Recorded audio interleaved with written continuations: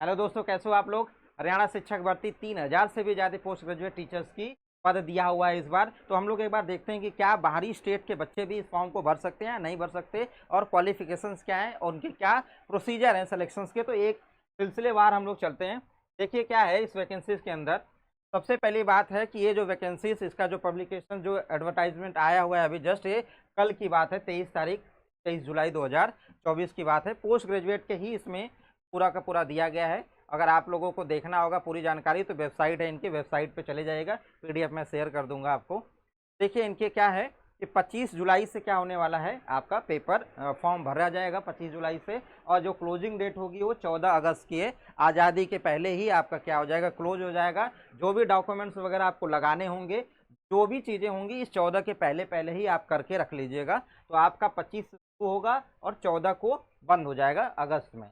ठीक है भाई, एक एक हम लोग डिस्कस करेंगे क्या क्या चीज़ें हैं। पद के बारे में देखें तो मैंने यहाँ पे जो हाईलाइट किया हुआ है इसको देखें आप गौर से, शायद आपको दिख रहा होगा। बायोलॉजी, केमिस्ट्री, और भी जैसे हम लोग साइंस के बैकग्राउंड की सारी टीचिंग कराते हैं दरअसल प्लेटफॉर्म पे। बायोलॉजी चलती है, फिजिक्स चलता है, केमिस्ट्री चलता है, मैथमेटिक्स चलता है। तो मैं उसकी बात कर रहा हूँ कि बायोलॉजी में आपके टोटल जो पोस्ट हैं वो 233 पोस्ट है, और केमिस्ट्री में आपके 255 पोस्ट आपको दिए गए हैं केमिस्ट्री के अंदर।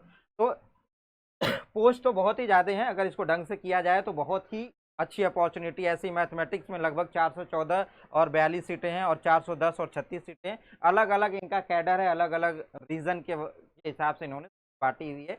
पूरा एग्जैक्टली मैं बता रहा था आपको कि 3069 सीटें आपको दी गई हैं, 3069 टोटल पद हैं, सारे के सारे 13 और 14 सब्जेक्ट में।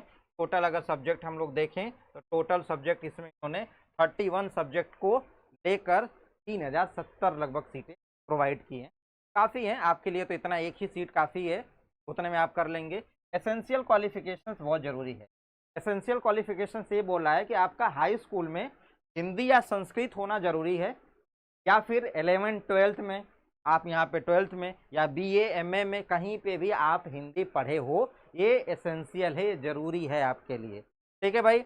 और आपके जितने भी बच्चे, सारे स्टेट के बच्चे इसके लिए एलिजिबल हैं, बट जिन्होंने एचटेट क्वालिफाई किया है, हरियाणा टीचिंग एलिजिबिलिटी टेस्ट जिन्होंने पास किया है, वही बच्चे क्या कर सकते हैं, फॉर्म भर सकते हैं। तो बहुत पिछली बार आया था एचटेट, तो बहुत अदर स्टेट के भी बच्चे फॉर्म भरे थे। तो आप लोग अगर चूक गए होंगे तो आप रह जाएंगे, जो बच्चे भरे वो भर सकते हैं जो एचटेट क्वालिफाई होंगे। तो ऐसा नहीं है कि अदर स्टेट के बच्चों को कोई रिजर्वेशन, ऐसा कुछ भी नहीं है, एलिजिबिलिटी होनी चाहिए। ठीक है भाई, एचटेट आपका क्वालिफाई होना चाहिए। देखिए भाई, जो पीजीटी केमिस्ट्री का जो एडवर्टाइजमेंट है, इसमें क्या एसेंशियल है, एसेंशियल के साथ साथ में जो डिजायरेबल आपका क्या है, डिजायरेबल आपके पास में जो एलिजिबिलिटी होनी चाहिए वो क्या होनी चाहिए। जैसे आप एमएससी केमिस्ट्री से हो तो आपके एमएससी केमिस्ट्री या फिर बायो केमिस्ट्री, ये दोनों चीज़ें क्या है, एलिजिबल है। बायो केमिस्ट्री वाले भी भर सकते हैं, एमएससी केमिस्ट्री वाले भी भर सकते हैं। 50% उनका मार्क्स होना चाहिए और बीएड किए हों। ये तो सारे के सारे सब्जेक्ट में, चाहे बायो के हो, चाहे मैथ के हो, चाहे फिजिक्स हो, या किसी भी आप स्ट्रीम में हो, तो आपको उस पर्टिकुलर में जिसमें आपने मास्टर किया उसमें 50% और बीएड चाहिए चाहिए। तो ये चीज़ें तो सबके लिए हैं, अलग नहीं है, कॉमर्स के लिए, इकोनॉमिक्स के लिए, सबके लिए उसने यही बना रखा है, 50% प्लस बीएड आपको करके रखना है।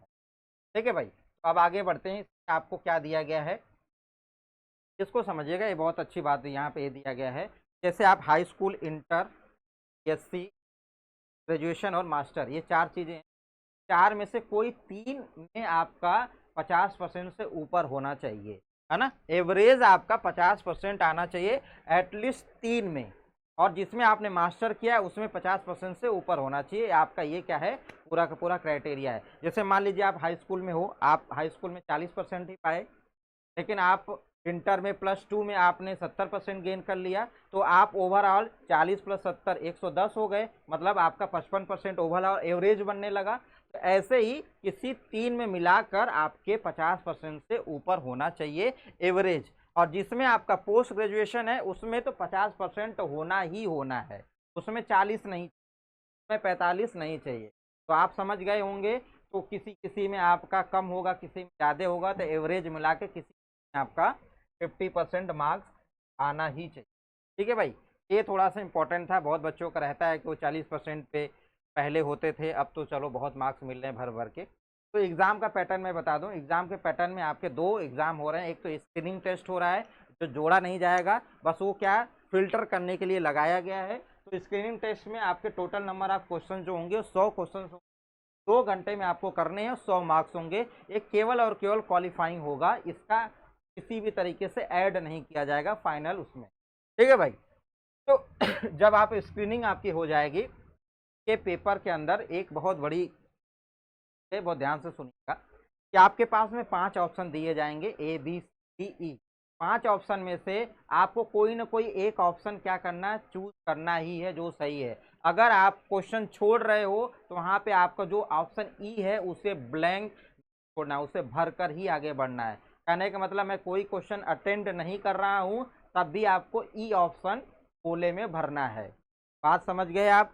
जैसे कि आपके पास में 5 ऑप्शन है, आपने आंसर लगाया बी और सी सही हो गया, तो चलिए बी सी पे लगा दीजिए। अगर आपका मन हो रहा है कि क्वेश्चन नहीं अटेंड करना है तो ई पे लगाकर छोड़ेंगे, इसलिए क्योंकि बहुत सारी चीज़ें लोग धांधली कर लेते हैं, बाद में गोले भरे जाते हैं, बाद में चीज़ें होती हैं, इसलिए ये चीज़ किया गया है। और आप 10% से ज़्यादा क्वेश्चंस नहीं छोड़ सकते। गलती से मान लीजिए कि चलिए आपने ई ऑप्शन नहीं भरा है, ई ऑप्शन नहीं भर के ऐसे 8-10 सवाल को आपने नहीं टच किया, ई गोला नहीं भरा, तो आप डिस्क्वालीफाई हो जाएंगे, सीधा सीधा कहने का साफ साफ अर्थ यही। ठीक है भाई। Any candidate not darkening any of the 5 circle in more than 10% question shall be disqualify.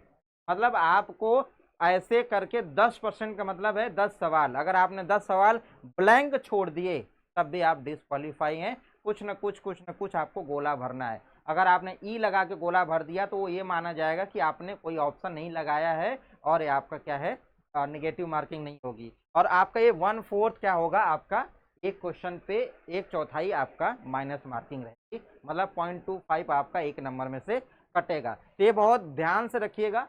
अगर आपको सवाल नहीं आ रहे हैं तो आप ई गोला लगाकर आगे बढ़ जाइए, ठीक। लेकिन छोड़िएगा मत, छोड़ भी रहे हैं तो 10% से ज़्यादा छोड़ेंगे तो ऑटोमेटिक आप बाहर निकल जाए। ठीक है भाई। तो ये इंपॉर्टेंट बात थी जो बताना जरूरी था।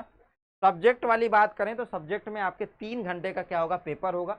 150 आपके मार्क्स होंगे, मतलब आप तरीके से देख लें, उधर 100 मार्क्स का था, इधर 150 मार्क्स था। 100 मार्क्स जोड़े नहीं जाएंगे, लेकिन ये 150 मार्क्स आपका क्या होगा, इसका वेटेज होगा।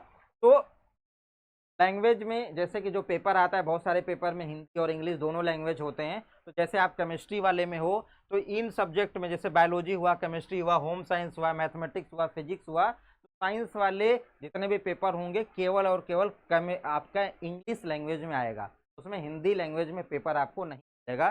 तो कंप्लीट इंग्लिश लैंग्वेज होगी और बाई लैंग्वेज में बाकी सब्जेक्ट जो है बाई लैंग्वेज में। ठीक है भाई। तो मोस्टली बच्चे पढ़ते ही हैं इंग्लिश में। वेटेज की बात करें तो जो आपका रिटन टेस्ट है उसमें आपका 87.5 87.5% क्या है, मान्य होगा, और 12.5% आपका इंटरव्यू कंसीडर किया जाएगा। वैसे यूपी में अब 90 और 10 कर दिया गया है। 90% आपका रिटन एग्जाम का, 10% इंटरव्यू का। यहाँ पे आपका 12.5% और 87.5% 87.5% आपका क्या है, वेटेज है। तो ये 12.5% केवल और केवल इंटरव्यू में। आप अच्छा मार्क ले आएंगे अपने रिटन एग्जाम में तो आपका इंटरव्यू उतना, थोड़ा बहुत भी मार्क्स अगर उसमें कम आता है तो आपका मैनेज हो जाएगा। पे वगैरह आप देख सकते हैं, पे अच्छा खासा है, उसमें कोई प्रॉब्लम नहीं है। अब हम आपको थोड़ा सा इसके, हाँ, एलिजिबिलिटी में एज एलिजिबिलिटी एक इम्पॉर्टेंट फैक्टर होता है। 18 साल से 42 साल तक का क्या है आपका मिनिमम और मैक्सिमम होना चाहिए। बाकी SC ST जो भी कैंडिडेट उनको 5 साल बाकी चीज़ों का रिलैक्सेशन है वो आपको दिख जाएगा। ये थोड़ा सा आपको हल्का इसलिए दिख रहा होगा क्योंकि ये क्या है, इमेजेस लगी हुई हैं, देख रहे हो। उसमें आपका जैसे शेड्यूल कास्ट है हरियाणा के अंदर तो 5 साल है, ऐसे ही बैकवर्ड क्लास है हरियाणा के अंदर तो 5 साल है, तो 5-5 साल का रिलैक्सेशन मिल सकता है। वैसे 42 साल है नॉर्मली। अब हम आपको लेके चलते हैं इनके सिलेबस के हिसाब से। अगर मैं आपको बताऊं कि केमिस्ट्री का सिलेबस डिस्कस कर दूं, सिलेबस में ऐसा कुछ भी नहीं है जो छोड़ा है, पूरा का पूरा सिलेबस इसने भर दिया है। फीस का देखो, एप्लीकेशन फीस में लगभग 1000 250 है, देख लीजिएगा, बहुत ज़्यादा फीस, 1000 रुपये है आपकी फ़ीस। बाकी फीमेल कैंडिडेट के लिए 250 रुपये हैं। देखिए भाई सिलेबस एक बार आप चेक कर लें, और ये PDF हम आपको दरअसानम के एप्लीकेशन पर डाल देंगे, आप वहाँ से उठा लीजिएगा, और आपके ग्रुप में, टेलीग्राम ग्रुप में PDF पड़ जाएगा, वहाँ से उठा लीजिएगा। तो इम्पॉर्टेंट ये है कि अब जो वैकेंसीज आई है, अभी चुके ना है आपसे, बस फाइनली ये बात है। तो देखें भाई क्या है आपकी केमिस्ट्री का। केमिस्ट्री में देखिए क्या है,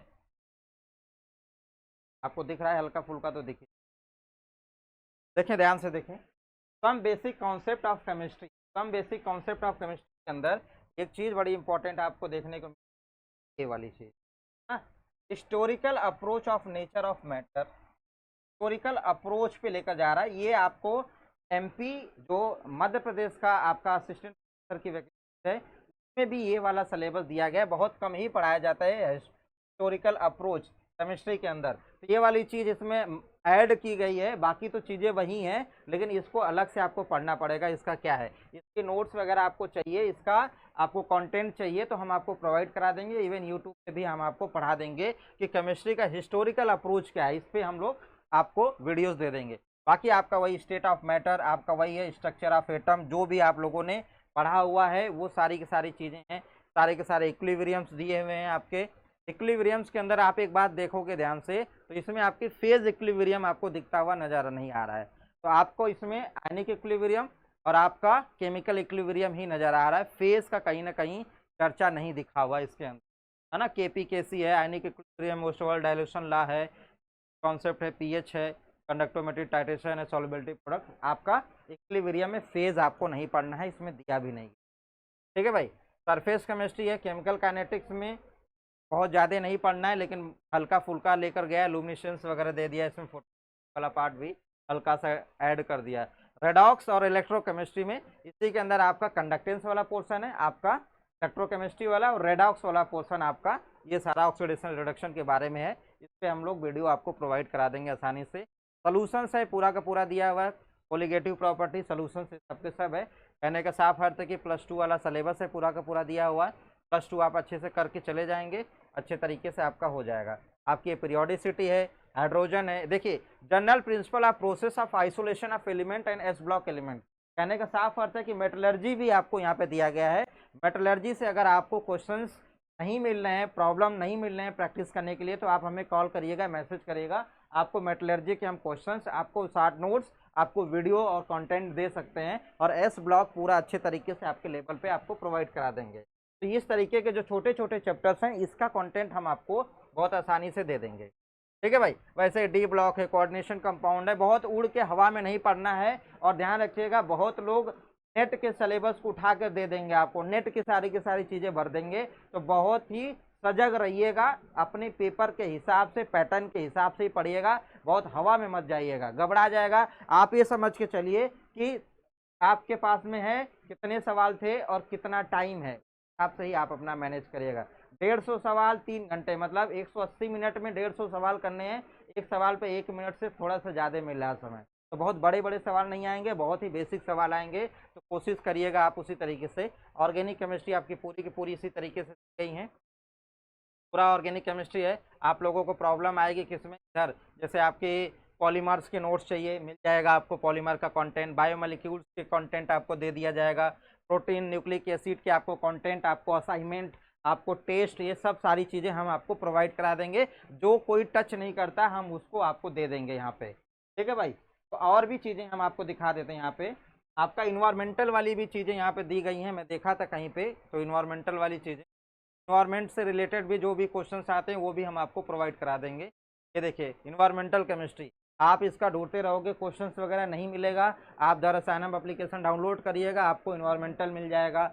आपको जितने भी छोटी छोटी चीज़ें हैं जो आपको कहीं नहीं मिलेगी वो रसायनम के प्लेटफॉर्म पे मिल जाएगा। ओवरऑल सारी की सारी चीज़ें तो आप देख लिए। अगर कोई दिक्कत होगी कॉल करिएगा, मैसेज करिएगा, प्ले स्टोर से द रसायनम एप्लीकेशन डाउनलोड करिएगा। हम लोग पीजीटी से रिलेटेड ही सारे के सारे कंटेंट प्रोवाइड कराते हैं। स्पेशली हमारा कोचिंग इंस्टीट्यूट टीचिंग के लिए ही है, और हम अदर कोई सब्जेक्ट नहीं पढ़ाते कि जो भी वैकेंसीज आ रही हैं हम उस वैकेंसी के हिसाब से कूद जाएं, हम ये पढ़ा रहे हैं हम वो पढ़ा रहे हैं, नहीं, हम बिल्कुल सिस्टमेटिक तरीके से एकदम फोकस्ड होके केवल और केवल टीचिंग एग्जाम, तो भी साइंस ओरिएंटेशन के साथ में काम कर रहे हैं। तो आप हमसे जुड़ना चाहेंगे तो द रसायनम एप्लीकेशन डाउनलोड करिए। हमारे एप्लीकेशन पे 9 रुपीज़ का, 29 रुपीज़ के टेस्ट सीरीज़, 9 रुपीज़ का प्रैक्टिस बेस, और बहुत छोटे छोटे आपको इस तरीके के कोर्सेज जो आपको फ़ायदा पहुंचा सकता है मिल जाएंगे। तो चलिए अभी के लिए इतना ही, थैंक यू सो मच। मुलाकात होगी आपसे जल्द, अगर कोई डाउट और परेशानी होगी तो बताइएगा। थैंक यू सो मच और ऑल द बेस्ट।